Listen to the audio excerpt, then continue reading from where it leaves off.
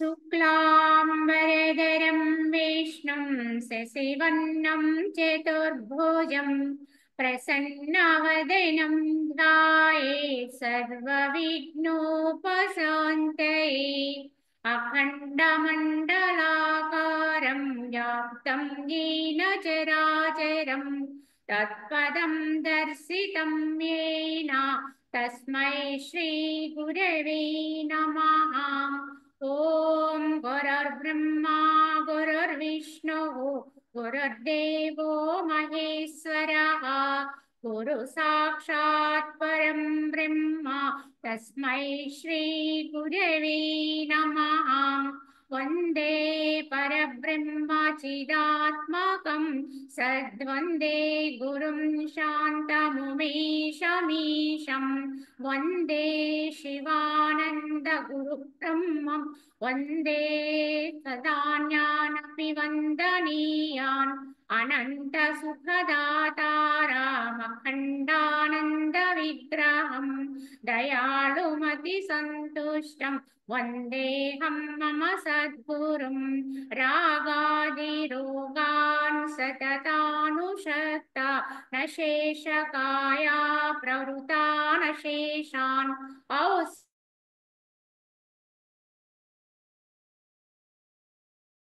वैद्याय नमोऽस्तु तस्मै यः पूर्ववैद्याय नमोऽस्तु तस्मै। ओम श्रीरामचंद्र परब्रह्मणे नमः। శ్రీ వశిష్ఠ గీత ఉత్పత్తి ప్రకరణం। ఈ యొక్క ఉత్పత్తి ప్రకరణంలో మనము 6వ అధ్యాయంగా దృశ్య దోష పరిహారము ఈ అధ్యాయం చెప్పుకుంటున్నాం। ఇందులో భాగంగా కొంతవరకు మనం మొన్నటి ఎపిసోడ్ లో చెప్పుకున్నాము। వశిష్ఠుల వారు శ్రీరాముడితోటి ఈ యొక్క బంధమోక్షముల గురించి ఈ విధంగా చెబుతూ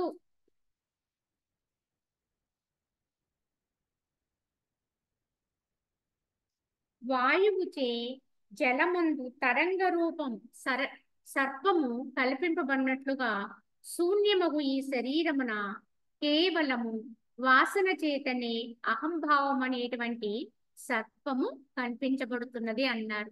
ఏ విధంగా అయితే వాయువుచే జలమునందు ఒక ప్రవహిస్తున్నటువంటి జలమునందు రూపాలు కనపడుతూ ఉంటాయి, రకరకాల ఆకృతులు వస్తూ ఉంటాయి। అవన్నీ కూడా ఎలా అయితే ఏర్పడుతున్నాయో కానీ అవేవి కూడా సత్యం కాదు, యథార్థం కాదు, అవి నిలిచి ఉండేవి కాదు। తాత్కాలికంగా ఒక క్షణకాలం అలా కనిపించి అదృశ్యమైపోతూ ఉంటాయి, కానీ అవి యథార్థమైతే కాదు। అవి ఎలా అయితే కల్పింపబడుతున్నాయో అదే విధముగా శూన్యమైనటువంటి శరీరమున కేవలము వాసన చేతనే ఈ అహంభావం అనే సర్పము కల్పించబడుతుంది। ఈ దేహానికి ఏమీ లేదు, కానీ ఈ యొక్క వాసన మాత్రం చేతనే ఈ యొక్క అహంకారం పుట్టి దేహము నేననుకునే అహంకారం పుడుతుంది। కావున ఈ అహంకారం అనే సర్పం అనేది కల్పించబడుతుంది, అదే సత్యంగా తోస్తుంది కూడా। కనుక వాసనల యొక్క ప్రభావము చేతే ఈ దేహం పట్ల నేను అనేటువంటి అహంకార భావస్థితి దృఢపడుతూ ఉంటుంది। ఎంతెంత వాసనలు అనేవి సన్నగిల్లుతూ ఉంటాయో, తగ్గించుకుంటూ ఉంటామో, సంకల్పాలు ఎంతవరకైతే మనం తగ్గించుకుంటూ ఉంటామో అంతంత ఈ అహంకారం కూడా శమిస్తూ ఉంటుంది। కావున తత్వజ్ఞుడు అయినటువంటి ఓ రామచంద్ర, పరమార్థమున నాది నేను అనునవి లేనే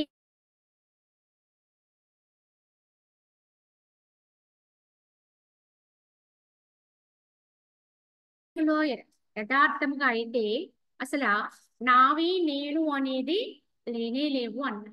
ఎందుకు అంటే యథార్థంగా ఉన్నది ఒకటే ఆత్మ, అది సత్యము, అది అంతటా నిండి ఉన్నది, ఇంకొకటిగా ఏదీ లేదు।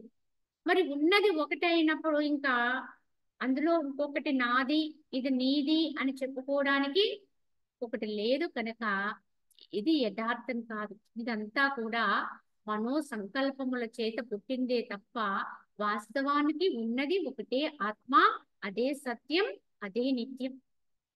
ఎవరైతే ఈ ఆత్మతత్వం యొక్క స్థితిలోకి వెళ్ళి అనుభవిస్తారో వారికి ఇది ఎంత యథార్థమో అర్థమవుతుంది।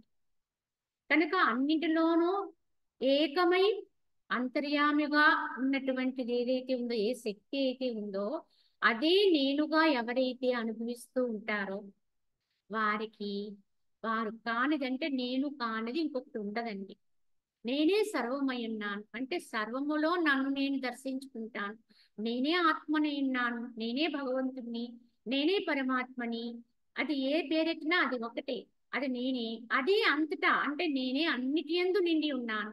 కనుక నేను లేనిది, నేను కానిది నాకంటే వినా ఇంకొకటి లేనే లేదు. ఇది యథార్థ అనుభవం. ఇది ఎవరికైతే సహసిద్ధంగా సిద్ధించాలి. ఇది ఎవరికైతే సిద్ధిస్తుందో వారే యథార్థ జ్ఞానులండి. కావున ఓ రాఘవ, ఆకాశ, పర్వత, సముద్ర, పృథివీ, నదులు ఇత్యాది రూపములైనటువంటి ఈ అవిద్య అజ్ఞానికే ఉదయిస్తుంది. ఇన్ని రూపాలుగా చూస్తూ ఉంటాం. అజ్ఞానంతో ఉన్నంత వరకు కూడా ఇవి మన దృష్టిలో చాలా గొప్పవి. ఎందుకంటే పంచభూత తత్వాలతో ఉన్నటువంటి ఈ పృథివీ, ఆకాశము, సముద్రము, నదులు, అనేక రకాలైన పర్వతాలు ఏవేవో చెప్తూ మనము వీటిని గొప్పగా తలుస్తూ ఉంటాం. కానీ ఇదంతా కూడా అజ్ఞానికే తోస్తుంది, కానీ జ్ఞానికి కాదు.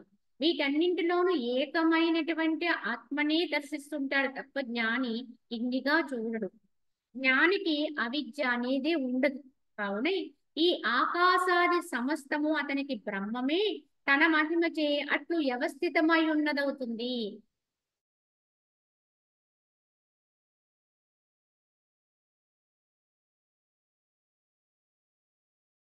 ఇట్టి అనుభవమే చేకూరుతుంది.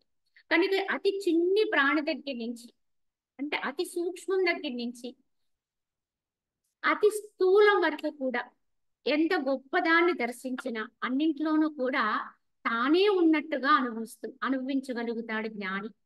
కనుక ఒక చీమ నడుస్తుంది అంటే అది చీమే అయినప్పటికీ కూడా దాంట్లో ఉన్న చైతన్యాన్ని తానుగా అనుభవిస్తూ ఉంటాడు. అలాగే ఏ ప్రాణి అయినప్పటికీ కూడా, అది కదిలేదైనప్పటికీ కూడా, కదలదైనప్పటికీ కూడా దాంట్లో ఉన్నటువంటి శక్తిని తానుగానే తనకి తానుగానే అనుభవిస్తుంటాడు. అలా తానే సర్వమై ఉంటాడు, విశాలమై ఉంటాడు. కనుక అతనికి ఇంక వేరే ఏమీ ఉండదు. కనుక ఏమీ దృశ్యాలుగా అయితే కనిపించదండి. శక్తిగా మాత్రం అంతటా నిండి ఉంటాడండి. ఇదే యథార్థ అనుభవం. కావున ఓ రామచంద్ర, నీవు అజ్ఞానివి కావలదు. కావున నువ్వు అజ్ఞానిగా ఉండకు, జ్ఞానివే కమ్ము. మరియు ఈ సంసారం అనేటువంటి వాసనని విడిచిపెట్టి త్యాగం చేయి, వదిలే. కనుక సంసారం అంటే ఏమిటో మనం అనేక మార్లు చెప్పుకున్నాం. ఈ మనసుతోటి ఈ యొక్క దృశ్యంతో కలుపుకొని ఈ మనస్సుని ఏదైతే మనం సంబంధాన్ని కల్పించుకుంటున్నామో అదంతా సంసారమే. కనుక ఈ మనస్సు వెళ్ళి దృశ్యంతో ఏకీభవిస్తేనే సంసారం అనేది పుడుతుందండి. అలా అప్పుడే మనకి విషయాలు వస్తాయి. అనేక వాసనలు, భావాలు, తలంపులు, కోరికలు అన్నీ వచ్చేస్తాయి. ఇదంతా సంసారం అవుతుంది. కానీ మనసు అనేది దృశ్యంతో బంధం లేకుండా ఉందనుకోండి, మనసు ఉన్న చోటే ఉందనుకోండి, అది అసలు లేవనే లేదనుకోండి, దృశ్యం అనేది ఉండనే ఉండదండి. అది కంటి ముందు ఉన్నా దానికి విలువ లేదు, అది ఉపయోగము లేనిది. ఒక అది బొమ్మల మాదిరిగా అయిపోతుంది.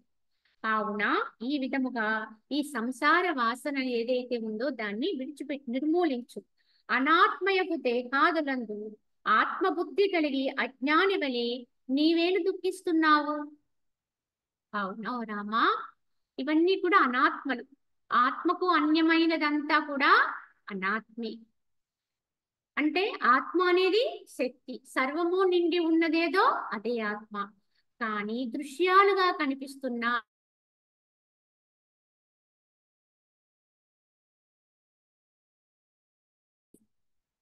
కానీ ఈ అనాత్మను పట్టుకుని ఏమనుకుంటున్నా, అలాగే దేహములు మన యొక్క దృశ్యంలో ఉన్నటువంటి భాగాలే ఈ దేహాలు. కనుక ఉపాధులు ఇవి రకరకాల ఆకృతుల్లో, రకరకాల వర్ణాల్లో ఉంటాయి. కనుక వీటన్నిటి యందు కూడా ఆత్మబుద్ధి కలిగి, ఇందువల్ల అజ్ఞానంతో అవిద్య వల్లే ఈ కానటువంటి దేహం పట్ల, ఏ సత్తా లేనటువంటి జడతత్వంతో ఉన్నటువంటి ఈ దేహం పట్ల నేను అనేటువంటి అహంకారం కలుగుతుంది. ఎందువల్ల? అవిద్య వల్ల, అజ్ఞానం వల్ల. కావున కలిగి ఆ యొక్క దేహమే నేను అనుకునేటువంటి భావన ఎప్పుడైతే వచ్చిందో, అహంకారం వచ్చిందో, అక్కడి నుంచి మనకు వచ్చేటువంటి అన్ని వస్తాయి కనుక అనేక రకాలైన చింతలు పుడతాయి, దుఃఖాలు కలుగుతాయి. కానీ ఎప్పుడొస్తాయి? అది నేను అనుకున్నప్పుడే మొదలవుతాయి ఇవన్నీ. దేహము నేను అనుకుంటేనే కథంతా మొదలవుతుంది. అది నేను కాదనుకుంటే అసలు కథే లేదండి, చరిత్రే లేదు. కావున ఎందుకు నీవు అనాత్మను పట్టుకుని నేననుకుని ఆత్మననుకుని నీవైన ఆత్మని తీసుకెళ్ళి అనాత్మతో కలిపేస్తున్నావు. కనుక ఆ విధంగా నేనే ఆ దేహాన్ని అనుకునే భావన చేత దానికి సంక్రమించేటువంటి ఏ ఏ విధానాలు ఉన్నాయి, దాని వల్ల నువ్వు ఎందుకు చింతిస్తున్నావు? ఇది నీ యొక్క అజ్ఞానం అవుతుంది. కావున అది ఆ విధంగా దేహాదులకు వచ్చేటువంటి అవస్థలు ఏవి కూడా యథార్థంగా ఆత్మకు వర్తించవు. నేను ఆత్మని అని ఎవరైతే స్థిరపడతారో దేహాదులకు ఎందుకు వస్తాయి అంటే వాటి యొక్క కర్మ ఫలాలుగా వస్తాయి. ఎందుకంటే అనేక జన్మల్లో ఈ దేహ భావనతోటి ఎన్నో కర్మలు చేసి ఉన్నాం. ఆ చేసిన కర్మ ఫలాలు మళ్ళీ ఈ దేహంతో అనుభవించాలి కనుక తప్పకుండా దేహానికి అవి అనుభవానికి వస్తాయి. వచ్చినప్పటికీ కూడా ఎవరైతే ఈ యొక్క ఆత్మజ్ఞానాన్ని ఏ జన్మలో అయితే దీన్ని తెలుసుకుంటారో, ఎన్ని జన్మలు గడిచినా అవి ఇలానే గడిచిపోతుంటాయి. కానీ ఎప్పుడో ఒకప్పుడు యథార్థాన్ని గ్రహించుకోగలిగే వివేకం మేల్కొన్నప్పుడు అప్పుడు ఈ దేహం అనేది కాదు నేను, ఇది అనాత్మ కనుక ఆత్మనైన నేను నేనే అని ఎవరైతే స్థిరపడతారో వాడికి ఈ దేహానికి కర్మానుసారం వచ్చేటువంటి అవస్థలు ఏవి కూడా వర్తించవు, తీసుకోడు. కనుక వాటి విధానంలో వాటిని వదిలేస్తూ ఉంటాడు. అవి అవి అవి వాటి అనుభవానికి వస్తూ ఉంటాయి. కానీ వారి దేహం పట్ల కొంత వాటి విధానములో ఏ యొక్క విధానం చూపించగలవో చూపించి వెళ్ళిపోతుంటాయి. ఆ పెద్దగా ప్రభావాన్ని అయితే వారి మీద చూపలేవు. కావున ఓ రాఘవ, నువ్వు ఇది తెలుసుకో, కనుక అనాత్మతత్వాన్ని విడిచిపెట్టు అని చెబుతూ, ఓ రాఘవ, దేని కొరకైతే నీవు అవసుడవై సుఖదుఖములచే పరాజితుడు అవుతున్నావో అట్టి ఈ జడ మూగ శరీరముతో నీకు ఏమి సంబంధము అన్నారు. ఎందుకంటే ఓ రాఘవ, దేని కొరకైతే నీవు అవసుడవై యువసత్వంతో సుఖదుఖములచే పరాజితుడు అవుతున్నావు. ఇది సుఖమని, ఇది దుఃఖమని వాటి ప్రలోభానికి లోనైపోయి అవి అవి వస్తున్నప్పుడు వాటి అనుభవానికి లోనవుతున్నావో, దేనివల్ల ఇంతకీ? ఈ జడమైనటువంటి మూగదైనటువంటి ఈ దేహము నేను అనుకోవడం వల్ల వచ్చినాయి ఇవన్నీ కూడా. ఇది జడమన్నారు ఈ దేహాన్ని. దీన్ని ఏమన్నారంటే దేహం అని కూడా అనలేదు, ఇది ఒక జడం. జడం అంటే దాంట్లో ఏమి లేదు, అది కదలదు మెదలదు, ఎక్కడేస్తే అక్కడే ఉంటుంది బొమ్మ మాదిరి. ఒక మట్టి బొమ్మను తీసుకుని ఎంతకాలం అలా ఉంచినది అక్కడే ఉంటుంది, కానీ దానిలో చలనం ఉండదు, దానికి శక్తి లేదు కనుక అంటాం. కానీ ఇది కదిలే బొమ్మ, ఇందులో చైతన్యం ఉంది, కానీ ఇది కూడా బొమ్మే, మట్టి బొమ్మే. కనుక ఇది మట్టి బొమ్మే, మూగది అన్నారు. ఇన్ని మాటలాడుతున్నటువంటి ఈ బొమ్మ మూగది ఎట్లా అవుతుంది అనుకోవచ్చు. ఇది మూగదేనండి. దీనికి మనసు యొక్క ప్రేరణ అనేది లేకపోతే, లోపల ఉన్నటువంటి ఆ శబ్దాన్ని బయటకు నెట్టకపోతే ఇది మూగదే. కేవలం పెదాన్ని కదిలించడం వల్ల ఏ శబ్దాలు రావండి. మనం అనుకుంటాము మన నోరు మాట్లాడుతుంది అని, కానీ మాట్లాడేది నోరు కాదు, మాట్లాడించేది నోరు కాదు. ఈ నోటితోటి శబ్దాల్ని చేయించేది దాని వెనకాల ఉన్నటువంటి మనస్సు, దాని యొక్క ప్రేరణ. అది ఏం మాట్లాడాలనుకుంటుందో అదే బయటకు వస్తుంది. అది కూడా ఎలా రావాలో అలా వస్తుంది. ఈ శబ్దం కూడా లోపల నుంచి తన్నుకుని వస్తుంది. అందుకు తగినటువంటి మన దేహములో, మన దేహ నిర్మాణ క్రమంలోని మనకి ఎన్నో రకాలైనటువంటి వసతులు, అంటే ఆ మాట్లాడే శబ్దం బయటికి ఎలా అయితే ప్రతిధ్వనించాలి, అది ఏకకంఠంతో ఎలా. ఎందుకంటే దీనికి చెప్తారు, మనకి ఏదైనా బయటికి వచ్చినప్పుడు అది అనేకంగా అయిపోతుంది, విభజింపబడిపోతుంది. అప్పుడు అది స్పష్టత ఉండదు ఆ మాటకి. కానీ ఆ లోపల నుంచి వచ్చేటువంటి శబ్దము ఏకీకృతమై బయటకు వచ్చే విధానం మన దేహ నిర్మాణములో ఏర్పాటు చేయబడిందట. అందుకే మనం మాట్లాడేటువంటి మాట అనేది అంత స్పష్టంగా బయటకు వస్తుంది. మనకు కొండ నాలుకని దాని అవతల ఉండేటువంటి భాగాలన్నీ కూడా దానికి అనుకూలంగా ఏర్పాటు చేసి ఆ తన్నుకుని వచ్చే శబ్దాలన్నీ కూడా మాట రూపాన్ని దాల్చాలంటే ఆ యొక్క శబ్దాలన్నీ ఏకీకృతం కావాలి. దీని వెనకాల ఇంత కథ ఉంటుందండి. పూర్వకాలంలో మనకి ఆ గ్రామ్ఫోన్ రికార్డులు అంటే ఇప్పుడు అయితే లేవు మనకి అవి. ఇప్పుడు మనందరికీ ఈ యొక్క ఆహ్, ఈ విధానం అంతా టెక్నాలజీ పెరిగింది కనుక దాన్ని ఎవరు వాడట్లేదు. ఎందుకంటే ఒక చక్రం లాంటి దాని మీద ఒక మైక్ అంటే మైక్ పెట్టినప్పుడు ఒక గొట్టం లాంటిది ఏర్పాటు చేసేవారు. ఎందుకంటే ఆ పాటలన్నీ కూడా దాని తిరుగుతూ ఉండేది ఆ చక్రం. ఆ గొట్టములోంచి ఆ గొట్టం పెడితేనే ఆ పాట బయటకొచ్చేది. అంటే ఒక హారం లాంటిది పెట్టేవారనమాట. అంటే ఎందుకంటే అందులోంచి వచ్చేటువంటి శబ్దం దీంట్లోంచి ఏకీకృతమై రావడం కోసం విడిపోకుండా అక్షరాలు విడిపోకుండా శబ్దాలు విడిపోకుండా అలా కల్పించేవారు. అదే విధానంలో మన దేహం నిర్మాణంలో కూడా ఉందటండి. అందుకే మనకి ఏ ఒక్క భావాన్నైనా బయటికి వ్యక్తీకరించాలంటే స్పష్టత చక్కగా అది ప్రతిఫలించాలి, బయటికి రావాలంటే అది లోపల నుంచి ఆ విధంగా వస్తుంది. ఇన్ని రకాలుగా మనకి సదుపాయం అయితే దేహానికి ఇచ్చారు, కానీ ఇంతకీ ఈ దేహంతో ఇంత స్పష్టంగా మాట్లాడించడానికి లోపల చైతన్యం అనేది ఒకటి ఉంటేనే జరుగుతుంది. ఆ చైతన్యమయ్యే శక్తి ఆత్మశక్తి యొక్క విధానములోనే ఇది కథంతా నడుస్తుంది. అది లేకపోతే ఇది ఒక బొమ్మే. అందుకే దీన్ని మూగది అంటారు. ఇది మాట్లాడినప్పటికీ కూడా దీనికి సంబంధం లేదు ఈ దేహం అనే దానికి. ఎందుకంటే చనిపోయినటువంటి శవానికి కూడా నోరు అనేటువంటి ఒక అవయవం ఉందండి. ఇప్పుడు మనం చెప్పుకున్నటువంటి ఆ యొక్క అవయవ సముదాయం అంతా కూడా లోపల ఉంటుంది, కానీ శబ్దం బయటికి రాదండి. పలకలేదు. ఎందుకు పలకలేదు అంటే అక్కడ చైతన్య విహీనం. అది ఒక జడమైపోయింది. అంటే చైతన్య విహీనమైతే మనలో ఉండేటువంటి శక్తి బయట విస్తరించకపోతే దేహం అనేది ఆ విధంగా జడమే, మూగదే. కనుక ఈ జడమైనటువంటి మూగదాని కోసం నువ్వెందుకు ఎంత అవస్థ పడుతున్నావు, ఎందుకు ఇంత తపన పడుతున్నావు, ఇంత బాధపడుతున్నావు, దాని సుఖ దుఃఖాలు పట్టుకుని అవి నాకు వస్తున్నాయని ఎందుకు దుఃఖిస్తున్నావో రామ? ఇది నీకు సంబంధం లేనిది కదా. ఈ దృశ్య జగత్తు యావత్తూ కూడా యథార్థంగా లేనిదే కదా. కనుక నువ్వు దాన్ని చూసి ఇదంతా ఏమిటని ప్రశ్నించుకుని ఎందుకు కలవరపడుతున్నావు? కలవరపడవలసిన అవసరమే లేదు. నువ్వు యథార్థంగా నువ్వైనటువంటి ఆత్మగా ఉండు, చైతన్యంగా ఉండు. కనుక నీకు దీంతో సంబంధం లేదు. అదంతా ఎలా వర్తించాలో అలా వర్తిస్తూ ఉంటుంది అని శ్రీరాముడికి హితవు చెప్తున్నారు వశిష్ఠుల గారు.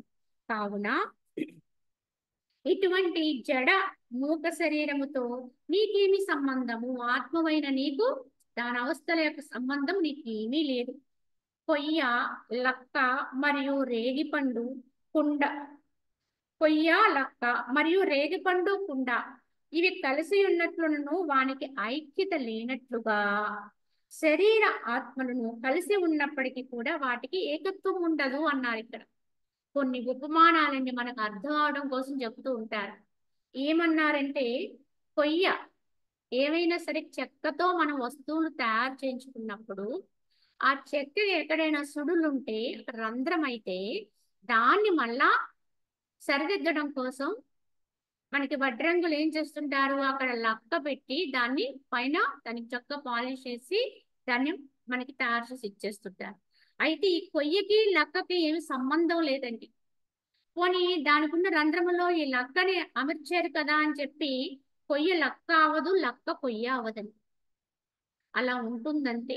దాంట్లో పట్టుకుని అలా ఉంటుంది.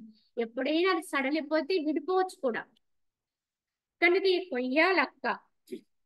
అలాగే ఒక పాత్రలో ఒక రేగిపండు వేసాం అనుకోండి, అది రేగిపండే, ఆ యొక్క కుండే. అదే విధంగా ఎప్పటికీ కూడా ఈ రెండింటికి కూడా ఐక్యత అనేది ఉండదు. అవి ఏకత్వాన్ని పొందవు.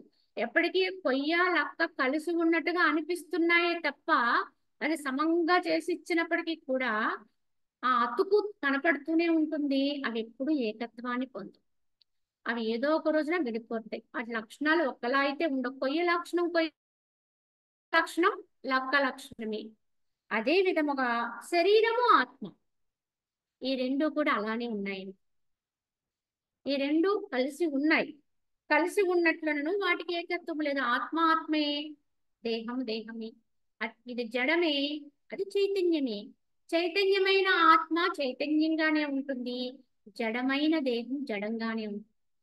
ఇలా చైతన్యమైన ఆత్మని చైతన్యంగాను, జడమైన దేహాన్ని జడంగా తీసుకున్నంత వరకు ఏ అజ్ఞానము లేదండి. కానీ అజ్ఞానం ఎప్పుడు వచ్చిందంటే, జడమైన దేహాన్ని ఆత్మ చైతన్యాన్ని తీసుకొచ్చి దీనికి పెడుతున్నాం. ఎందుకంటే అది చైతన్యం కనుక దాని శక్తిని తీసుకొచ్చి ఈ జడానికి పెట్టి ఇదే అది అనుకుంటున్నాం. ఇదే అజ్ఞానం అండి. ఈ రెండు కలవు, అది అదే, ఇది ఇదే. కనుక ఇది జడమే, ఇది మూగదే. కనుక చైతన్యమే నేను అనుకునేటువంటి స్థితి ఎప్పుడు ఏర్పడుతుందో, ఈ అవగాహన ఎవరికి కలుగుతుందో, కలగటమే కాదు దాని ఎందు స్థిరపడే ప్రయత్నం చేస్తూ ఉంటాము. చైతన్య మాత్రంగా, శక్తి మాత్రంగా ఉండాలి, వ్యక్తి మాత్రంగా కాదు అనేది తెలుసుకుంటాము. అప్పుడే మనకి జ్ఞానం అనేది కొద్ది కొద్దిగా నిలకడ దొక్కుతాం. ఎందుకంటే ఎంతైతే దాన్ని వృద్ధి చేసుకుంటామో అప్పుడే మనకి దాన్ని బట్టి నిశ్చలత్వం వస్తుంది. కావున తోలితిత్తి కాలిపోయినను అందున్న వాయువు కాలనట్లుగా దేహము నశించినను ఆత్మ నశించదు. ఒక తోలు బొమ్మ ఒకవేళ ఆ తిత్తిలో ఏముంటుంది, అది తోలు బొమ్మ అంటే లోపల వాయువే ఉంటుంది. ప్రస్తుత కాలంలో దాన్నే మనం బెలూన్ అనొచ్చు, బుడగ అనొచ్చు. పైన ఉన్నటువంటి ఆకృతి దానికి ఒక తిత్తి. కానీ అది కాలిపోయినా లేదా అది పగిలిపోయినా ఏమైనా లోపలున్న వాయువు మాత్రం నశించదండి. ఆ తిత్తి కాలిపైన లోపల ఉండేటువంటి వాయువు ఎలా అయితే కాలదది, అది నశించదు. అదే విధముగా ఈ దేహం అనేది నశించినప్పటికి కూడా ఆత్మ నశించదు. అది నశించేది కాదు.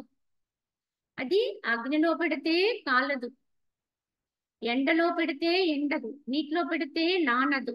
పంచభూతాల వల్ల అది ఏమీ కాదు. అన్నిటికీ కూడా అదే మూల స్థానం. కావున అటు దానికి పంచభూతాల వల్ల కూడా ఎట్టే హాని లేదు.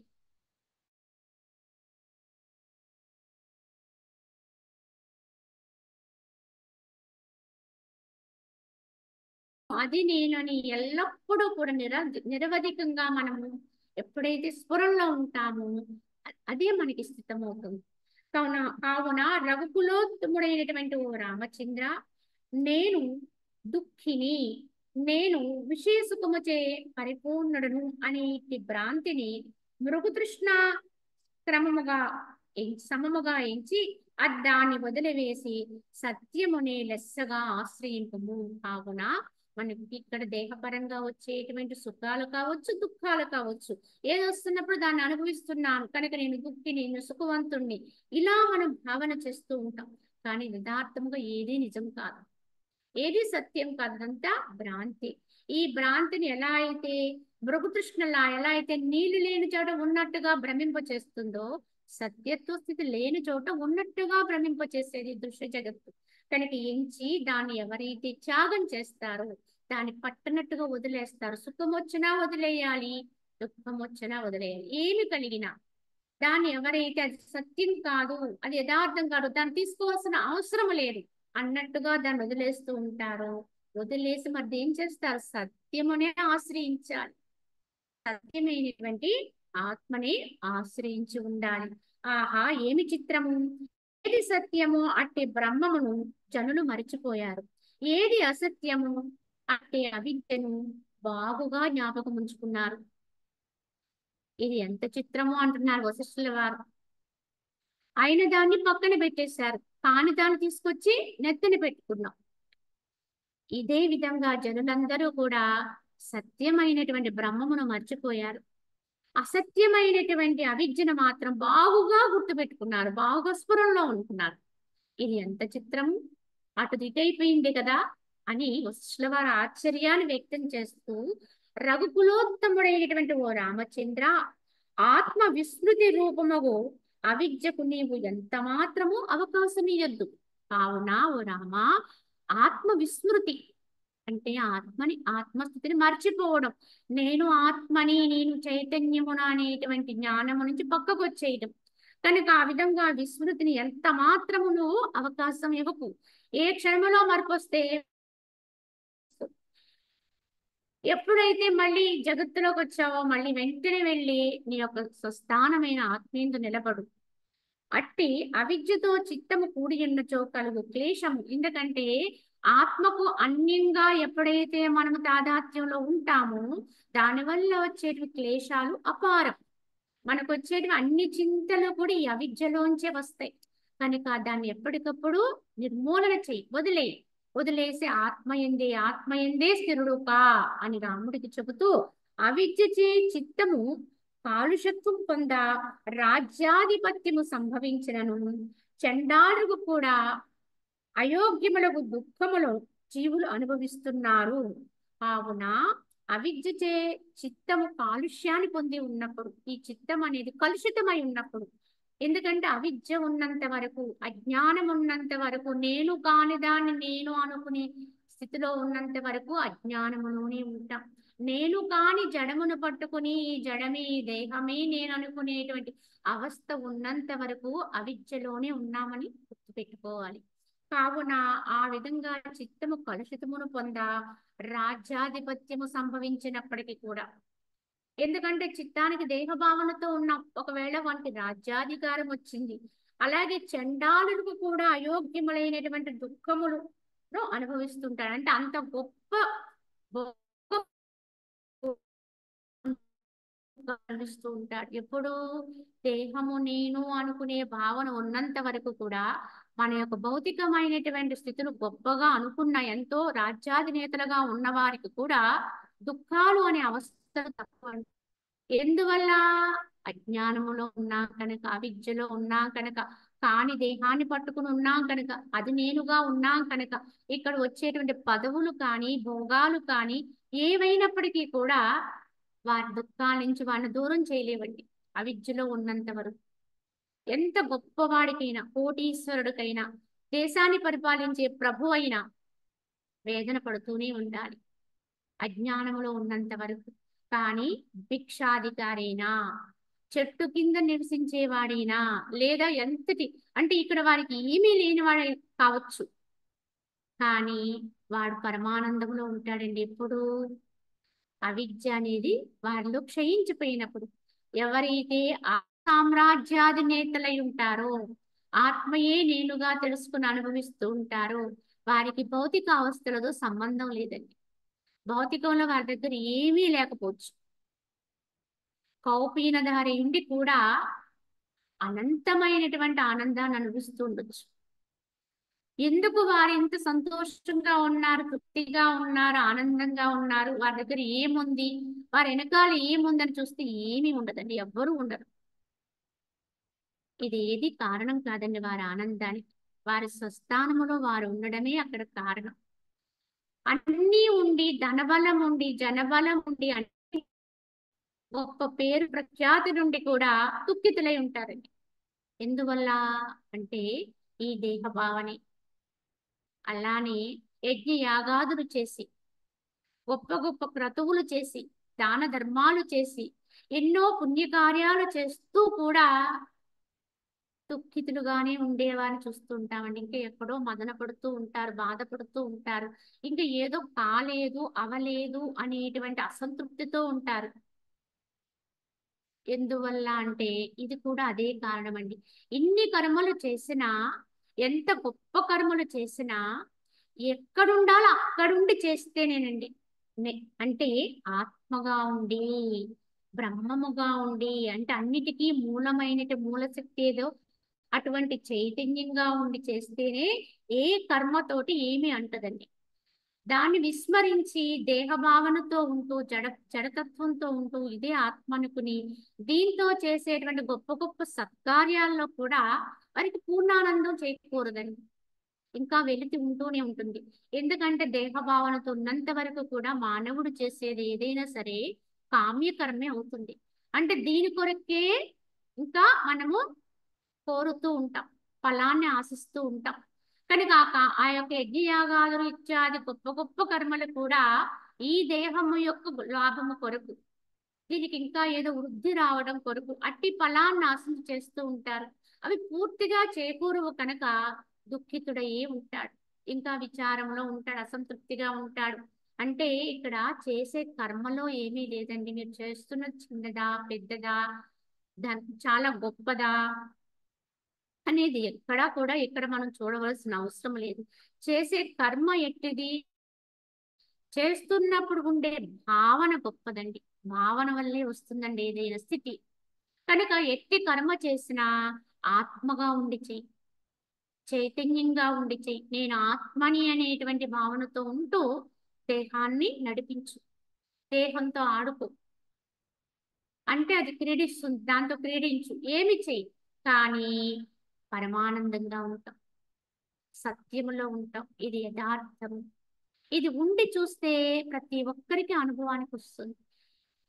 ఉండడానికి మనకి అన్ని రకాలైనటువంటి అవకాశాలు ఉన్నాయి. మానవ దేహంలో ఉన్నాం కనుక మనకి చక్కగా ఈ యొక్క ఇదొక ఎక్స్పెరిమెంట్ అనమాట అండి. అంటే మనం ప్రయోగశాలలో ప్రయోగం చేయాలి అంటే మన దగ్గర అన్ని రకాల పరికరాలు ఉన్నాయనుకోండి, చక్కగా ఆ యొక్క ప్రయోగాన్ని మనం చేయొచ్చు. అలాగే మానవ దేహ నిర్మాణంతో ఉన్న మనలాంటి జీవులకి చక్కగా బ్రహ్మతత్వాన్ని అనుభవించడానికి మంచి ప్రయోగశాల ఇది. చక్కగా ఎక్కడ ఎలా ఇక్కడుండి ఇక్కడ కర్మ చేయొచ్చుద్దాం. అంటే ఆత్మగా ఉండి దేహంతో కర్మాచరణ చేయొచ్చుద్దాం. ఎలా ఉంటుందో చూద్దాం, ఫలం ఏమొస్తుందో చూద్దాం. గతంలో మనకి మన పెద్దలు చెప్పిన ఫలమే ఉందా, ఇంకేమైనా ఉందా, విరుద్ధంగా ఉందా అని పరీక్ష చేసుకోవచ్చు. ఒకవేళ సరిగా రాలేదనుకోండి, మళ్ళీ మళ్ళీ ప్రయత్నం చేయొచ్చు. ఇలా చక్కటి అవకాశం అండి మానవ జన్మకు వచ్చినందుకు. మనకి మానవ జన్మకు వచ్చి అంతో ఇంతో ఆధ్యాత్మికత ఉండి ఇటువంటి జ్ఞానపూర్వకమైనటువంటి వచనాన్ని వినగలుగుతున్నాము అంటే మనకంటే అదృష్టవంతులు మరొకరు లేరండి. కనుక ప్రయత్నించడమే మన వంతు. మనం ఏమి తెలుసుకుంటున్నామో వాటిని తప్పనిసరిగా మన జీవితంలోకి ఆహ్వానించుకుంటూ అతి చిన్న పని దగ్గర నుంచి పెద్ద పని వరకు ఈ భావాన్ని ప్రయోగించి ఫలితాన్ని చూసుకుంటూ ఉండాలి. ఎప్పటికప్పుడు ఎప్పటికప్పుడు ఎప్పటికప్పుడే కనిపిస్తుంది వెంటనే ఆ ఫలాన్ని ఆశించవద్దు అని మనకున్నటువంటి ఏకైక నిర్వచనం ఏదైతే ఉందో ఆ విధంగా మనం కర్మాచరణ చేస్తే ఏ ఫలాన్ని ఆశించకుండానే ఆత్మగా ఉంటూ చైతన్య మాత్రంగా ఉంటూ దేహమాత్రంగా కర్మాచరణ చేసుకుంటూ వెళ్ళిపోయాం అనుకోండి, చిన్న పనైనా పెద్ద పనైనా ఏదైనా సరే ఫలం అమోఘంగా ఉంటుంది. దానికి మించిన ఫలము ఇంకొకటి ఎక్కడ రాదండి, లేదు, ఎవరు ఇవ్వలేరు. కనుక ఇది డబ్బెట్టి కొనేది కాదు అన్నారు. అందుకే అనుభవిస్తే తెలిసేదండి. కనుకనే మీరు చేసేది మీ యొక్క గృహములో ఉంటూ ఎవరింట్లో వాళ్ళుంటూ వారి స్వకార్యాలు చేసుకున్నా పర్వాలేదు. ఇదే మనకి భగవద్గీతలో గీతాచార్యుల వారు చెప్పింది కూడా ఇదే. కనుక నువ్వు ఎక్కడికో వెళ్ళిపోయి ఏదో చేసేసి ఎవరినో ఉద్ధరించేసి లేకపోతే ఎంతో ఖర్చు పెట్టి ఏదో చేయని చెప్పలేదండి. నీ భావాన్ని శుద్ధి చేసుకో. నువ్వు ఎక్కడుండాలో అక్కడుండు, ఆత్మగా ఉండు. నిన్ను నువ్వు గుర్తు పెట్టుకొని శృతిలో నువ్వు ఉండు, అక్కడుండి కర్మ చెయ్యి. ఏం చెయ్యి, చిన్ని పని చెయ్యి, నీ ఇంట్లో పని నువ్వే చేసుకో, కానీ ఆత్మగా ఉండు, నిన్ను అది అంటదు. అలాగే ఏది చేయవలసి వస్తే అది చెయ్యి, దేహపరంగా ఏది నడిపించవలసి వస్తే అది చెయ్యి, కానీ ఆత్మగా ఉండు. ఇది ఒక్కటే సూత్రం అండి. ఈ ఒక్క సూత్రాన్ని మనం అనుసరించగలిగితే పట్టుకుని కర్మ ఏది చేసినా పర్వాలేదు. ఏది చేసినా పర్వాలేదు కదా అన్నారని నిషిద్ధ కర్మకు పోడు వాడు ఎట్లాను. ఎందుకంటే నిషిద్ధ కర్మ చేయాలంటే వాడిలో మళ్ళీ సంకల్పాలు పుడితేనే కదా వచ్చేది. కనుక అక్కడ ప్రత్యేకంగా ఏం ఉండదండి, చేసుకుంటూ వెళ్ళిపోతాడంతే. అందుకే చంపినప్పటికీ చంపని వాడు అవుతావు అన్నారు భగవద్గీతలో భగవానుడు. అంటే ఒకవేళ ఈ భావనతో ఉండి చంపినా చంపని వాడివి అవుతావు, నేను ఆత్మగా ఉంటూ. అలా అని చంపమని అర్థం కాదు ఇక్కడ. అంటే అంతటి కర్మలో కూడా నీకు ఏమీ అంటదు. నువ్వు చేసే చిన్న చిన్న కర్మల వల్ల ఏమంటది, ఏమీ అంటదు. నిత్యకృత్యాల వల్ల ఏమంటుంది, ఏమీ అంటదు. కానీ ఉండవలసింది ఎక్కడ, ఆత్మగా మన స్వస్థానంలో మనం ఉండి మన హద్దులో మన స్థితిలో మనం ఉంటూ నిశ్చలమవుతూ క్రియాచరణ ఎలా జరగాలో అలా జరిగిపోతూ ఉంటుంది. ఇదే మన సాధనా క్రమం. నిజ సాధకులకి వర్తించే సాధన ఇదేనండి. మీరు చేస్తున్నది ఆ యోగమా, ఈ యోగమా, అదా, ఇదా, ఆ గురువు గారా, ఈ గురువు గారా, ఏమిటి అనేది కాదండి. అన్ని మతాల అందరి గురువుల యొక్క ముఖ్యమైనటువంటి యోచన ఇదే. ముఖ్యంగా వారి నుంచి మనం పొందవలసినటువంటి జ్ఞానం ఇదేనండి. కావున ఈ ప్రయత్నమే చెయ్యాలి. కాబట్టి ఓ రామచంద్ర, సంసార బంధమును కలగజేయినది మహా అంటే రాగమయమైన అవిద్యారూప వాసిని పూర్ణ జాగరూకుడవై ఉండు. ఈ యొక్క సంసార బంధాన్ని కలగజేసేటటువంటి ఈ మహాద్వైతం, రెండు ఉన్నాయనుకోవడమే ద్వైతం. అంటే ఇతరత్ర క్రియాకలాపాలు చేసినప్పుడు రెండు రెండుగానే ఉన్నాం. అలానే కాదు, మనం చేసేటువంటి సాధనా క్రమంలో కూడా చాలా వరకు మన భావశుద్ధి కానంత వరకు కూడా, యథార్థముగా ఆత్మ భావన పట్టుపడనంత వరకు కూడా రెండుగానే ఉంటామండి. ద్వైతములోనే ఉంటాం. మనం ఏ క్రమంలో ఉన్నప్పటికీ కూడా ధ్యానం చేసేవాడు కూడా ద్వైతమే. ధ్యానం చేస్తున్నవాడు ఉన్నాడు, ధ్యాన ఫలితంగా పొందే ధ్యేయం ఉంది అక్కడ. కనుక ధ్యేయం కొరకు ధ్యానం చేస్తున్నాడు అంటే అక్కడేమైంది? ద్వైతమే వచ్చింది. యోగాభ్యాసము, అలాగే భక్తి భావనతో చేసేది వివిధ సత్కర్మాచరణ, అలాగే దైవ కర్మాచరణ, ఇవన్నింటిలో కూడా చేసేవాడు చేస్తున్న కర్మ ఉంది, చేస్తే దానికి వచ్చే ఫలం వేరుగా ఉంది. కావున ద్వైతములో ఉన్నట్టు. ఎప్పుడైతే చేసేవాడు వేరుగా చేయబడేది వేరుగా లేనటువంటి ఏకైకమైనటువంటి స్థితి, ఇదే చైతన్య స్థితి, ఆత్మస్థితి. ఈ స్థితిలో ఉండి వాడు ఏం చేస్తున్నప్పటికీ కూడా అప్పుడు వాడు అద్వైతం అవుతాడు. అప్పటి వరకు అద్వైతంలో ఉన్నామనటానికి సరిపోమండి. కావున ఈ ద్వైతమైనటువంటి రాగమయమైనటువంటి ఈ అవిద్యారూప వాసన్ని పూర్తిగా విడిచిపెట్టి త్యాగించి, ముందు అవిద్యతో కూడిన అజ్ఞానాన్ని, ఈ యొక్క దేహభావంతో కూడిన అవిద్యని విడిచిపెట్టి త్యజించి స్ఫటిక శిల వలె, ఎలా అయితే స్ఫటిక శిల ఎక్కడుంటే ఆ రకంగా ఉన్నట్టుగా అనిపిస్తుంది కానీ దేన్ని తీసుకోదు, దేన్ని అంటదని. ఎక్కడ పెడితే అక్కడే ఆ రంగు వస్తుంది దానికి. దేని మీద పెడితే ఆ రంగులో ఉన్నట్టు, అలాగే ఎక్కడుంటే ఆ దృశ్యం దాని మీద దాంట్లో ప్రతిబింబిస్తుంది. కానీ ఇలా తీసేస్తే అది మళ్ళీ స్వచ్ఛంగా ఉంటుంది. ఈ విధంగా ఉండాలని యథార్థమైనటువంటి సాధకుడైనటువంటి వాడు జ్ఞాని ఇలా స్ఫటికసిన మాదిరిగా ఎక్కడున్నప్పుడు అలా ఉన్నట్టుగా ఉంటాడు. కానీ దేన్ని అంటాడు, తాను తానుగానే ఉంటాడు, తన ఆత్మగానే ఉంటాడు, తను చైతన్య మాత్రంగా ఉంటాడు, అంత అలా ఉంటాడు. ఏ దృశ్యము నుంచి, ఏ విషయా నుంచి, ఏ వ్యక్తి నుంచి ఏది తీసుకోడు. వీరికి సర్వబంధ రాహిత్య స్థితి, బంధనాలు లేవండి ఇంకెక్కడ. వీరికి కూడా తీసుకెళ్ళడానికి ఏమీ కూడా లగేజ్ కూడా ఉండదండి. వీరికి ముక్తి అండి. కూడా తీసుకెళ్ళడానికి కావలసినటువంటి ఏదైతే యొక్క లగేజ్ అనే ఉంటుందో మన దగ్గర, అది ఉన్నంత వరకు జన్మలకు వస్తూనే, కానీ ఎక్కడిదక్కడే నిర్మూలన అయిపోతూ ఉంటాయి, దగ్ధమైపోతూ ఉంటాయి. జ్ఞానాగ్ని దగ్ధ కర్మాణ అన్నారు. అంటే ఈ విధమైన ఆత్మ జ్ఞానములో సర్వకర్మలు భస్మీపటనం అయిపోతూ ఉంటాయి. గతంలో చేసినవన్నీ కూడా హరించకపోతే ఇంకా తీసుకెళ్ళడానికి ఏముంది? జీవుడుగా అసలు జీవత్వమే లేదు. జీవత్వమే బద్ధత్వము. కనుక జీవత్వమే రహితం అయిపోయినప్పుడు, దేహాన్ని విడిచినప్పుడు వాడు చక్కగా ఈ దేహం పడిపోయిన, తోలుతిత్తు రాలిపోయిన తాను తానుగా అయిపోతుంది. ఇదే ముక్తి, మోక్షము అన్నారు. కావున ఓ రామచంద్ర, అనేక చిత్ర విచిత్రములకు ప్రతిబింబమును గ్రహించుతున్నప్పటికీ స్ఫటిక శిల వానిని ఎంత మాత్రము అంటకుండా ఉంటుందో, నీవు కూడా అదే విధంగా పెక్కు కార్యమునందు వ్యవహరించుచున్నప్పటికీ ఎట్టి రాగాదులు లేకుండా ఉంటుంది. స్ఫటిక శిల ఎలా అన్నిటిలోనూ ఉన్నట్టుంటుంది, అన్నిటిని అంటినట్టుగా కూడా ఉంటుంది, కానీ ఏది తీసుకో. ఎక్కడి నుంచో దాన్ని బయటకు తీసినా మళ్ళీ దాని స్వచ్ఛ దానికి వచ్చేస్తుంది. అలాగ ఏ దృశ్య విషయాల్లోనూ కూడా అన్నింటిలో ఉండు. రాజకార్యాలు చెయ్యి, వ్యవహారం చెయ్యి, ఎన్ని చెయ్యి, అన్నిట్లో ఉండు. అన్నీ చెయ్యి, కానీ దేన్ని అంటకు. కావున వ్యవహరించినప్పటికీ కూడా రాగాదులు లేకుండా ఉండు, ఆత్మగా ఉండు, చైతన్యంగా ఉండు అని చెబుతూ, ఓ రామచంద్ర, నిర్తిశయానంద రూపకు బ్రహ్మము నెరింగినటువంటి తత్వవేత్తల యొక్క సాంగత్యము చేయుచు మరల మరల ఆత్మ విచారణ సలుపుచు బ్రహ్మభావాన్ని దృఢపరుచుకుని అట్టి దృఢ నిశ్చయముచే శోభించుచు సమత్వ సౌశీల్యములు కలిగి ఆసక్తి రహితుడవై ఉత్తమ వివేక బుద్ధితో కూడి సదా వ్యవహరించుచు అవిద్యాజనితములకు జనన మరణాది వికారములు లేక నిత్యయుక్తుడవై ఉంటావు అని చెప్పి శ్రీరాముడికి చెయ్యవలసినది తత్ఫలితంగా వచ్చేటువంటి మహదానంద స్థితి రెండింటినీ కూడా ఎరుకుపరిచారు ఇక్కడ వశిష్ఠుల వారు.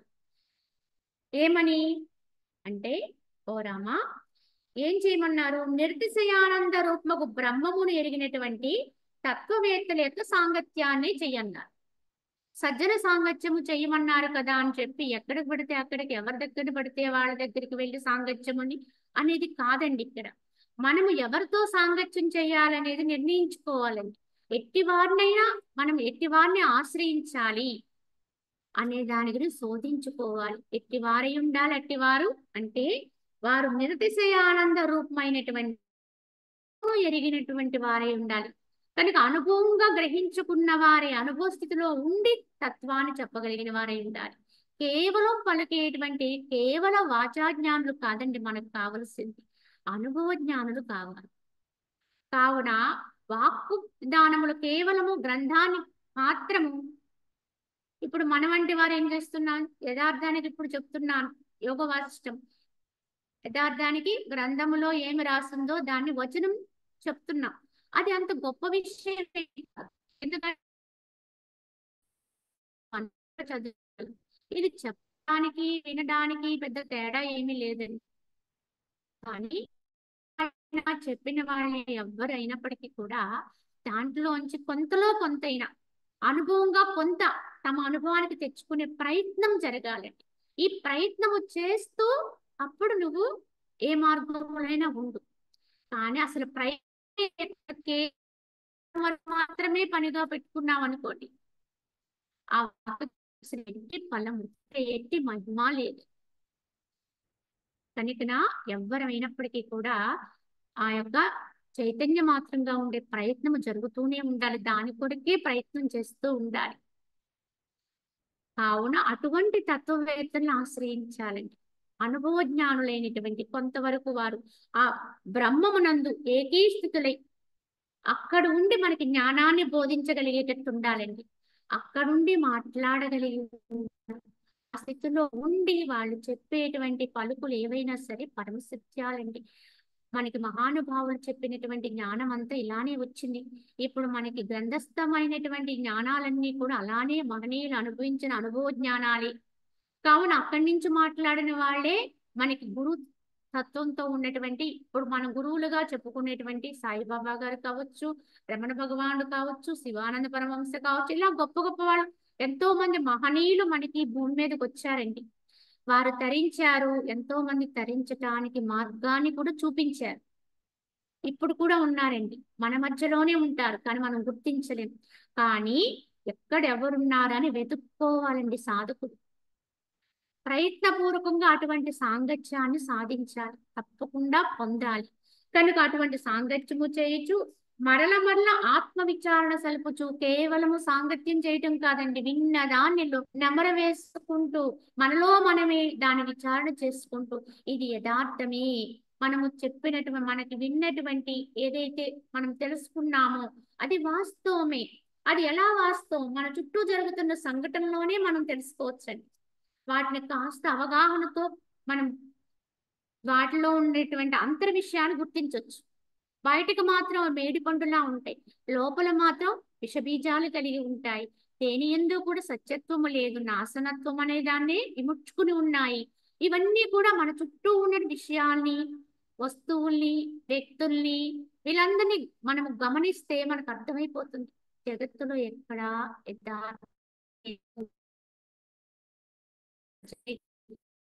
అసత్యమని నిర్ధారణ చేసుకుని సత్యమైనటువంటి తానైనటువంటి తన స్వస్థానమైనటువంటి ఆత్మని నిశ్చయంగా పట్టుకోగలుగుతాం.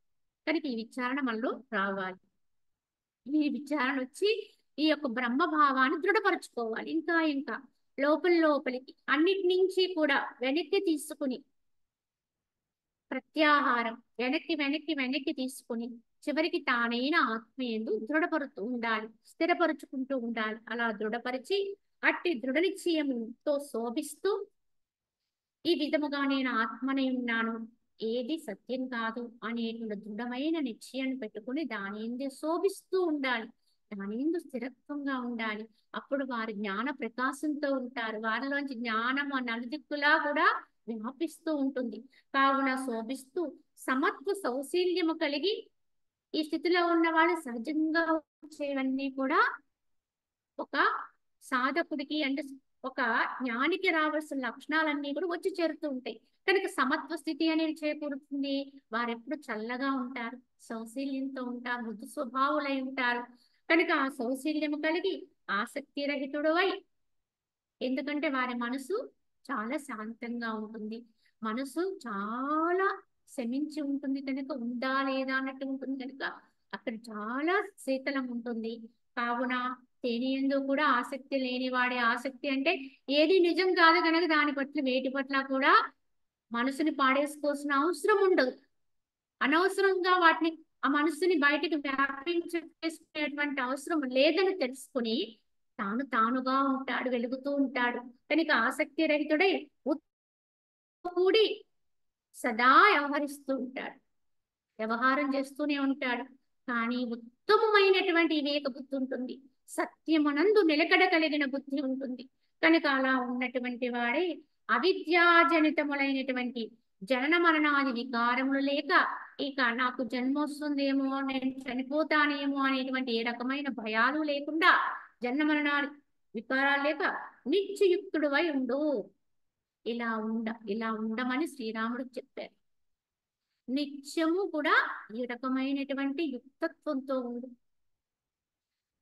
అలాగే నిత్య ముక్తుడువై ఉండు అంటే యుక్తత్వంతో ఉండు, ముక్తి భాగుడు అంటే మోక్షాన్ని అనుభవిస్తూ ఉండు. యుక్తి అనేది ఉండాలి, ఉంటేనే అంటే ఇలా ఉండడమే యుక్తత్వంతో ఉండడం. సహజ స్థితిలో ఉండడానికి కావలసినటువంటి సౌకర్యాలు ఏవైతే ఉంటే అన్నిటినీ సమకూర్చుకోవడం, అన్నిటి నుంచి వెనక్కి తీసుకొని తన సహజత్వంలో తాను నిలబడడమే గొప్ప యుక్తి అండి. ఇటువంటి నిత్యయుక్తుడే నిత్య ముక్తుడవుతాడు. కావున వాడు ముక్త స్వరూపుడై ఉంటాడు, మోక్షభాగుడై ఉంటాడు. మరియు అట్టి స్థితి అందున్న నీకు హరిహర బ్రహ్మాదులైన సాటి రానేరరు అన్నారు. ఆ యొక్క మనం చెప్పుకునేటువంటి దేవుళ్ళుగా చెప్పుకుంటున్నటువంటి, భగవంతుడిగా చెప్పుకుంటున్నటువంటి ఆ హరిహరులు కూడా, ఆ శివకేశవులు కూడా నీకు సాటి రారయ్యా ఇలా ఉండగలిగితే రామా అన్నారు. అంటే వారందరూ అలానే అంత దైవత్వ స్థితిలో ఉన్నారు కనుక అంత గొప్ప వాళ్ళు అయ్యారు. వాళ్ళు ఇవాళ యొక్క జగత్తుని పరిపాలన చేస్తున్నారంటే ఈ స్థితి యొక్క అనుభవంతో ఆ హరిహరులు కూడా ఇంతమందితో ఆరాధింపబడుతున్నారంటే మరి ఎందువల్ల అంటే ఈ దైవత్వ స్థితిని వాళ్ళ అనుభవం పొందడం వల్లే, అదిగా అయిపోవడం వల్లే. ఎవరైతే అవుతారో వాళ్ళు భగవతత్వంతో ఉంటారో వాళ్ళు భగవంతుళ్ళే అవుతారండి. ఏ దేహంతో ఉంటారో, ఏ దేహంతో ఈ తత్వాన్ని బాగా ప్రకాశితమవుతుందో ఆ దేహాలు కూడా పూజనీయాలు అవుతాయి. వారికి ఆలయాలు కట్టొచ్చు. మనకున్నటువంటి దేవుళ్ళుగా చెప్పుకునేటువంటి మూర్తి స్వరూపాలన్నీ కూడా ఇలాగే దేవతామూర్తులయ్యారండి. వారి అలనాడు ఎప్పుడో ఉన్నటువంటి ఈ యొక్క రాముడు కృష్ణుడు అంటే ఇప్పుడు మనకి గ్రంథాన్ని వింటున్నటువంటి శ్రీరామచంద్రుడు మరి ఇదంతా కూడా అనుభవించాడు కనుకనే ఆయనకి ఈనాడు కూడా మరి ఆ రూపాన్ని ఆరాధిస్తున్నాం, ఊరు ఆలయం కట్టాం. ఇంతకీ ఎందుకండి అంటే శ్రీరాముడి యొక్క దేహ సౌందర్యం గురించి కాదండి అది. ఇక్కడ సౌందర్యం అంతా ఎక్కడుంది? ఆత్మతత్వం. ఆత్మను అనుభవించాడు కనుక ఆయన దేవుడయ్యాడని. అలాగే తాను ఎప్పుడూ మర్చిపోని వాడు కనుక దేవుడయ్యాడని. కృష్ణుడు ఎల్లప్పుడూ తాను దైవంగా విస్మరణ చేయలేదు కనుక తెలిసి నటించాడు, తెలిసి ఆడాడు, తెలిసి క్రీడించాడు ఆయన. అందుకే ఆయన చేసిన కర్మల్ని లీలలు అన్నారు, శ్రీకృష్ణ లీలలు అన్నారు కనుక దేవుడయ్యాడండి.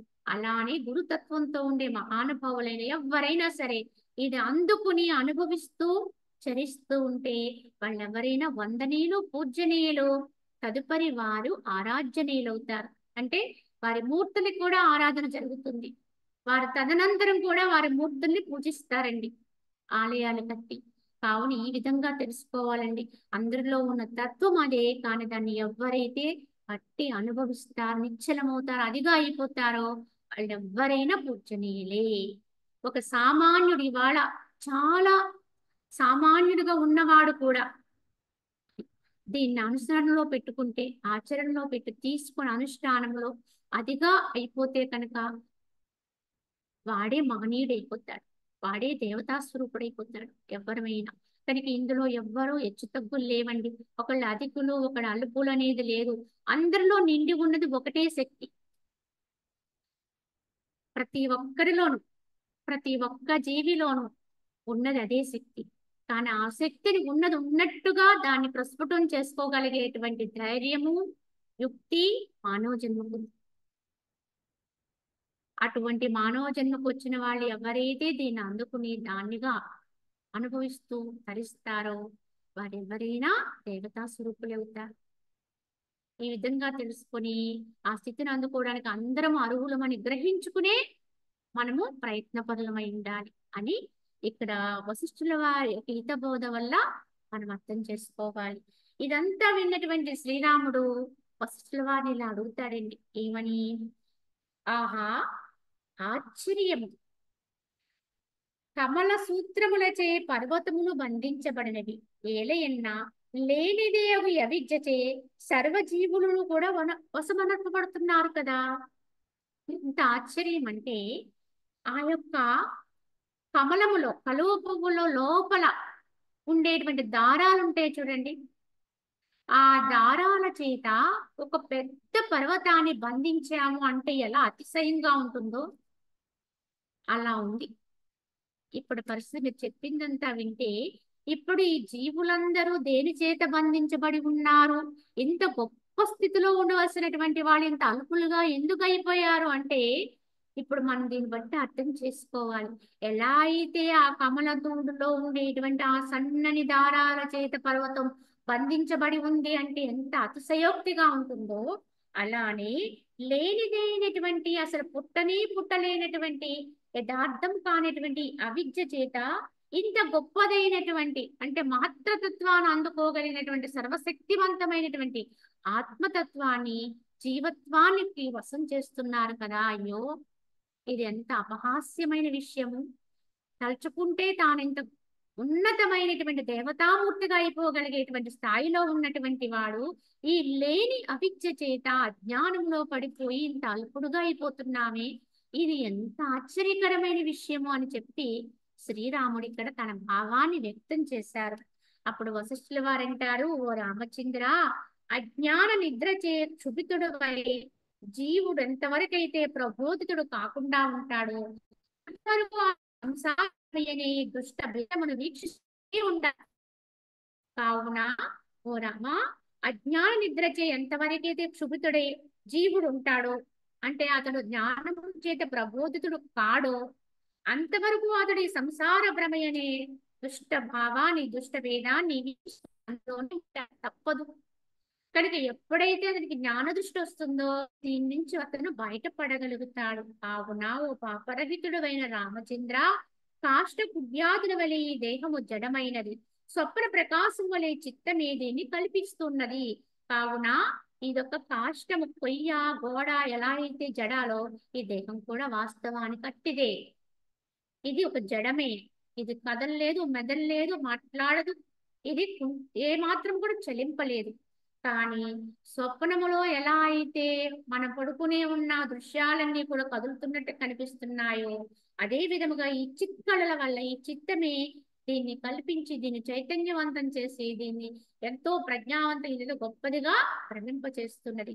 ఎంతవరకు ఈ మనసు ప్రబుద్ధము కాకుండా ఉంటుందో అంతవరకు నిద్రించుచున్నట్లే లెక్క. ఎంతవరకు మనసు ఉద్ధరింపబడదు అంతవరకు నిద్రించుచున్నదే అవును. అజ్ఞానము చే ఉన్నది స్వప్నమునందువలే అనేక భ్రమలను ఉంటుంది, కానీ ప్రబుద్ధ మానసం అట్లు ఎన్నటికీ కాను. కావున ఎంతవరకు మనసు ప్రబుద్ధం కాదో అంతవరకు ఈ భ్రమంలోనే ఉంటుంది. కానీ మనసు ఎప్పుడైతే అసలైన పడుతుందో అప్పుడే ఈ యొక్క స్వప్నములోంచి బయటకు రాగలుగుతుంది. అంటే నిజమైన మెలకు వస్తుంది. అప్పటి వరకు నిద్రిస్తున్నట్టే లెక్క. స్వప్నం వస్తుంది అంటే నిద్రపోతున్నామని లెక్క. కనుక ఈ అజ్ఞానము, ఈ అవిద్య చేత జగత్తు సత్యమని తోస్తున్నంత వరకు కూడా మనం నిద్రావస్థలో, అజ్ఞాన స్థితిలో ఉన్నట్టుగానే తెలుసుకోవాలి. జడముగు ఈ దేహము దుఃఖింపదగినది కాదు. అవిచారణ వల్లనే జీవుడు దుఃఖమును పొందుచున్నాడు. ఆ అవిచారణ ఘనముగు అజ్ఞానం వల్ల కలుగుచున్నది. కాబట్టి అజ్ఞానమే దుఃఖమునకు కారణమై ఉన్నది.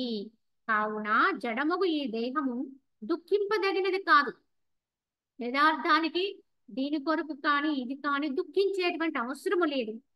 కానీ అవిచారణ చేత జీవుడు దుఃఖాన్ని పొందుతున్నాడు. అజ్ఞానంలో ఉండడం వల్ల ఆత్మతత్వము ఎప్పుడైతే భ్రమతత్వంతో వచ్చేసిందో, జీవత్వాన్ని పొందుతుందో, ఆ అజ్ఞానం వల్ల దుఃఖాలు పాలవుతున్నాము. ఆ అవిచారణ ఘనమగు అజ్ఞానం వల్లే ఇదంతా ఏర్పడుతుంది. కాబట్టి మన దుఃఖాలంటికి కారణము అజ్ఞానమే. కనుకనే తన గూటి వల్లనే పట్టు పురుగు వినాశమందు విధంగా కేవలం అవివేక మాత్రము చేత జీవుడు ద్వంద్వములకు లోనవుతున్నాడు. కావున వినాశనాన్ని నుంచి వచ్చినటువంటి చొంగతోటే అది గూడి అల్లుకొని చివరికి దానిలో బంధింపబడి ఆ గూడి యొక్క ప్రభావము చేత దానికి అవసరం కోసము తాను వినాశనాన్ని పొందుతుంది. కావున ఎలా అయితే అది తన యొక్క దుఃఖాన్ని అదే కొని తెచ్చుకుంటుందో, అదే విధముగా అవివేక మాత్ర దోషము చేతని జీవుడు ద్వంద్వములకు లోనవుతున్నాడు. కావున ఈ జీవుడు కూడా అదే విధంగా పట్టుపురుగు ఎలా అయితే తన వినాశనాన్ని తాను కొని తెచ్చుకుంటుందో, అదే విధముగా ఈ యొక్క జీవుడు కూడా తన వినాశనం అంటే తన బంధనాల్ని, ఆ బంధ ఫలితాలుగా వచ్చేటువంటి కారణాల్ని, దుఃఖాల్ని తానే కొని తెచ్చుకుంటున్నాడు. తానంటూ అల్లుకోకపోతే పట్టుపురుగు గతించదండి, దానికి వినాశనము చేకూరదు. అలానే జీవుడు కూడా ఈ యొక్క దృశ్య జగత్తుతోటి తన బంధనాలను కల్పించుకోకపోతే, అవంతా కూడా లేనిదాన్ని లేనట్టుగా తెలుసుకోగలిగితే, ఉన్నదైన సత్యమైన ఆత్మనే పట్టుకోగలిగితే, దాని ఎందే స్థితం కాగలిగితే దానికి ఏ బంధనాలు లేవు, ఆ బంధ ఫలితాలుగా వచ్చేటువంటి దుఃఖాలు లేవు. అది ఎప్పుడూ ఆనందమే. స్వయం సిద్ధములో స్వతహాగా తానుండేటువంటి ఆనంద స్థితి ఏదో అది దాని యొక్క యథార్థమైనటువంటి, దాని యొక్క వినాశనం దాన్నే కొని తెచ్చుకుంటుంది.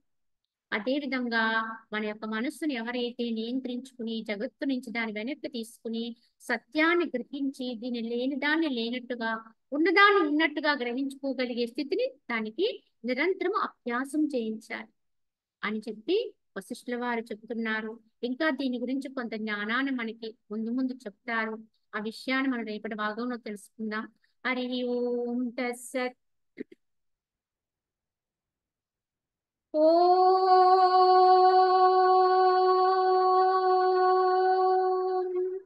అసతో మా సద్గమయ తమసో మా జ్యోతిర్గమయ మృత్యోర్మా అమృతంగమయ.